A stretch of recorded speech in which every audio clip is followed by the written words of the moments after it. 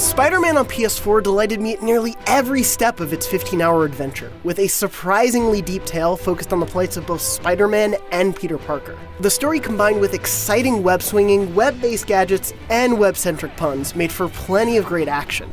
Insomniac Games' superhero outing is a thrilling adventure, though one occasionally caught up in a web of overly familiar trappings.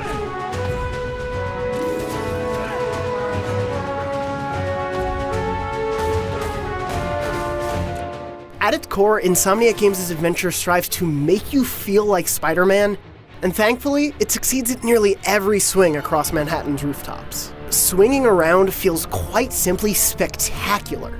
There is definitely a small learning curve, but after learning the basics, it becomes nearly effortless to make Spider-Man look graceful in every swing, leap, and lunge.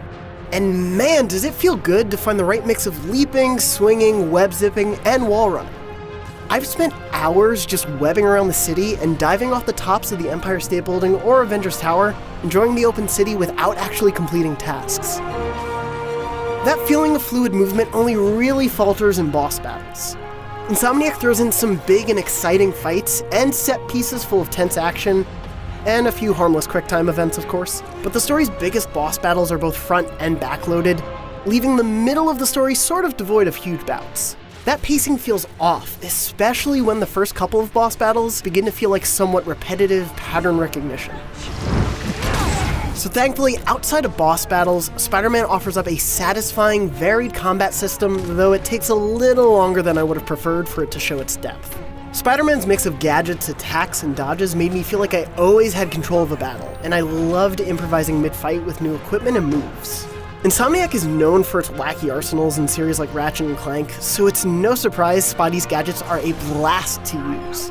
Throwing a trip mine at an enemy to web-stick them to the environment, or, even better, another baddie, is endlessly enjoyable. And discovering how best to deploy web bombs and spider drones in the many stealthy Batman Arkham Asylum-like scenarios is a methodical thrill.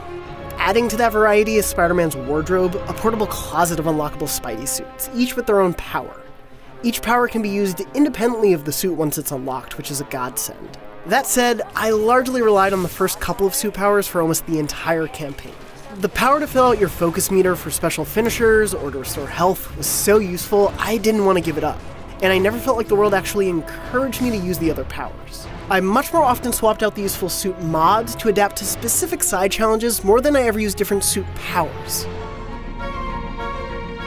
Spider-Man's New York is an absolute blast to swing around, in part thanks to how gorgeous the shiny skyscrapers of the city look, particularly on a PS4 Pro, and because of how the Avengers-like theme music swells at just the right moments.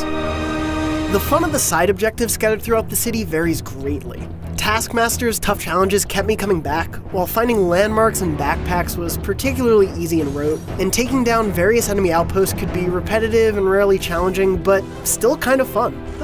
Anyone want to surrender? No? The brilliance of what the world could have been can be seen in a handful of side missions. One optional mission features a familiar villain and ties really nicely into the main story. Another suite of missions force me to actually have a good sense of New York's neighborhoods. These side missions help bring the world of Spider-Man and its open New York City to life, and I wish there were more of them. I was pleasantly shocked by how relatable Spider-Man's endearing story of mentorship was. The twisted tale of Peter's mentor, juxtaposed with his own mentorship of Miles Morales, led to great, emotionally poignant moments, in part thanks to how I immediately became as attached to Miles as I did to Peter. I mean, come on, you saved Spider-Man. I'm pretty sure that makes you an official superhero. Meanwhile, Peter's tutelage as a laboratory assistant leads him, and Spider-Man, to make some harrowing choices that are as thrilling as any high-stakes moment in the MCU. Sorry, I have a habit of making bad jokes in tense situations. Insomniac makes really smart, economical use of its villains, so don't expect to be faced with a foe every hour or two.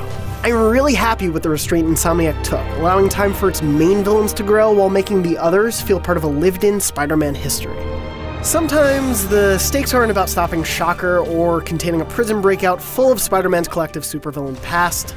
Often the stakes are way more grounded and relatable. Peter and Mary Jane's relationship in particular is one of my favorite romantic storylines in a game ever. That's in large part thanks to the script, as well as the performances by Spidey and MJ actors Yuri Lowenthal and Laura Bailey. Sorry to cook and run. Did you just leave your clothes on the kitchen floor?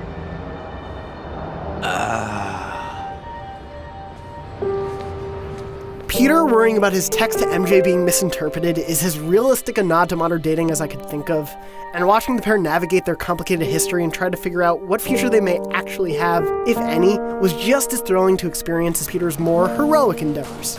Why did you ask me here, Pete? You know, just dinner between friends. Friends. I wanted Marvel's Spider-Man on PS4 to make me feel like Spider-Man. To sail through the high-rises of New York City, to nimbly web up hordes of enemies and tussle with familiar, animal-themed villains. Insomniac Games' first foray into the world of Marvel handily delivers on all of that. What I didn't expect from Spider-Man was to also enjoy being Peter Parker so much. What's your take? Just another night in the city. What's your take? Aside from a couple odd pacing issues, Insomniac has delivered a Spider-Man story that both surprised and delighted me, coupled with gameplay that made me feel like Spider-Man nearly every step of the way. Spider-Man's open world doesn't consistently deliver the thrilling moments of its main campaign, but the foundation laid here is undoubtedly a spectacular time. For more on Marvel's Spider-Man, be sure to check out our interview with Brian Intihar, the game's creative director, and the latest gameplay. And for everything Spider-Man, you're already in the right place, IGN.